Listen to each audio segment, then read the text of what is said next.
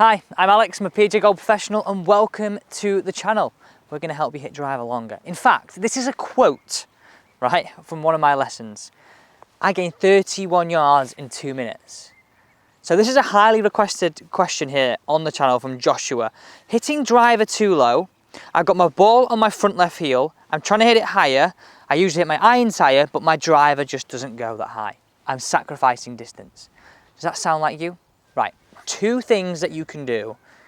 And honestly, you will be able to hit the golf ball 31 yards longer. First things first, right? Before even swinging the golf club, is there anything that we can do with our tech?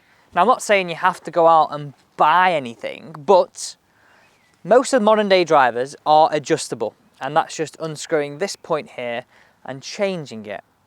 What I would say for majority of golfers, and actually put some stats on the side of the screen here to what sort of category you fall into, but in general terms, the slower you swing it, the higher we want to launch it to maximize your carry, because a slower swing tends not to be able to create as much spin and therefore as much lift to keep it in the air, launching at a lower loft. So nice and simple. If you are a slower swing player, just adjusting this as our first thing today will definitely help you launch it higher, keep the ball in the air a bit longer, maximize your carry. Right, the next thing we can do is hitting up on that golf ball. Now, how many times do we hear that? But we need some real sound advice that we've not heard before to allow us to do this, and this is that. Let's talk setup. If you don't get the setup right, then you're snookered. This is the part of the video that I would say it's all part of tip number 2, but you don't get this part right, you will not get the final part right. So maybe take some notes on this, a nice gentle reminder of our driver setup. First things first, let's show you this, right?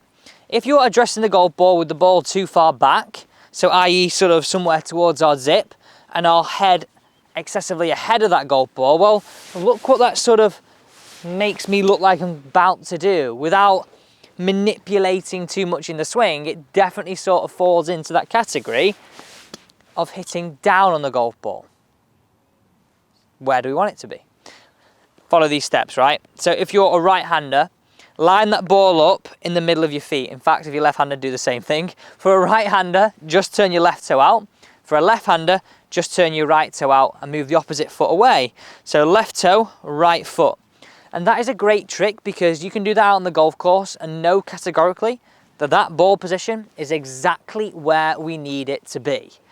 The next thing I want you to do, and I like to do it this way because I don't want you to be, I guess, too exact about it. Just look for the underneath back of the golf ball.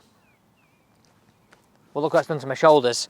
I now sort of look like I'm in this category, don't I, without having to change and do too much. But if you are a golfer that wants to get a little bit more exact on this, just place that golf club on your zip line, right? Tilt until the driver hits the inside of your leg.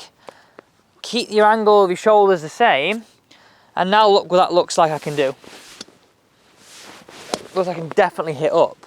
So if I play these 2 slow-mos over the screen, from one that would be the incorrect setup, one with the sort of shoulders sort of more down, look how this sort of promotes a more downwards hit without manipulating, and one that's set a little bit further back, look how this helps promote a bit more of an upwards hit.